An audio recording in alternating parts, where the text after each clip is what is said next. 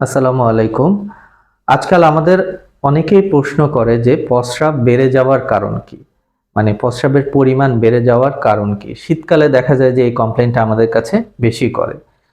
প্রস্রাব সাধারণত আমাদের একটা সুস্থ স্বাভাবিক মানুষ দিনে ৮ থেকে ১০ বার প্রস্রাব করতে পারে এবং এটার পরিমাণ প্রায় ২ লিটারের কাছাকাছি হয়। কিন্তু দেখা যায় যে দিনে যদি প্রস্রাবের পরিমাণ ৪ লিটারেরও বেশি হয়ে যায় বা ১০ বারের বেশি মানুষ যদি প্রস্রাব করতে হয়, তখন এটাকে আমরা সাধারণত পলিইউরিয়া বলে থাকি। এখন পলিইউরিয়া বা প্রস্রাব বেড়ে যাওয়ার কারণ কি হতে পারে? একটা হচ্ছে যে উনি আ আ পানি বেশি খাচ্ছে, যার কারণে প্রস্রাব বেশি হচ্ছে। আরেকটা হতে পারে যে পেশেন্টের ডায়াবেটিস আছে কিনা। ডায়াবেটিস হলে আমরা জানি যে আমাদের কিডনি দিয়ে অনেক বেশি গ্লুকোজ শরীর থেকে বের হয়ে যায় এবং সে সাথে গ্লুকোজের সাথে পানিও বের হয়ে যায়। এটাকে আমরা অসমোটিক ডায়াবেটিসিস বলে থাকি। এছাড়াও অনেকে দেখা যাচ্ছে যে বিভিন্ন ওষুধ খায়। যেমন হচ্ছে হার্ট ফেইলিউর পেশেন্টরা সাধারণত ফ্রুসেমাইড বা ল্যাসিক্স এই ওষুধগুলা খেয়ে থাকে।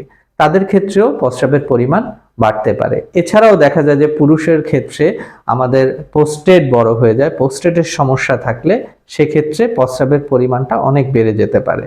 এছাড়াও কিছু সমস্যা যেমন হচ্ছে রক্তে যদি ক্যালসিয়ামের পরিমাণ অনেক বেশি বেড়ে যায়, সেক্ষেত্রেও দেখা যায় যে পেশেন্টের প্রস্রাব বেড়ে যেতে পারে।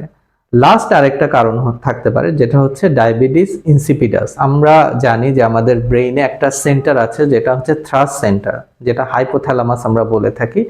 এই সেন্টারটা যদি ঠিকভাবে কাজ না করে, সেক্ষেত্রেও দেখা যাচ্ছে যে আমাদের ইউরিনের যে কনসেন্ট্রেটিং পাওয়ার বা ইউরিন যে পরিমাণে আমাদের শরীর থেকে নির্গত হওয়ার কথা, তার থেকে অনেক বেশি পরিমাণ ইউরিন শরীর থেকে বের হয়ে যায়। এই ধরনের সমস্যাগুলোর কারণে সাধারণত দেখা যাচ্ছে যে আমাদের প্রস্রাবের পরিমাণ বেড়ে যায় এবং এই ক্ষেত্রে আমরা সাধারণত কিছু পরীক্ষা দিয়ে থাকি, যেমন হচ্ছে তার renal function test, kidney function test করতে দেই, তার ইউরিনের পরীক্ষা, ইউরিনে কোনো ইনফেকশন আছে কিনা সেটা আমরা দেখার চেষ্টা করি, সাথে ইলেকট্রোলাইট করার চেষ্টা করি এবং ইউরিনে অসমোলারিটি এবং ব্লাডের অসমোলারিটি পরীক্ষা করে থাকি।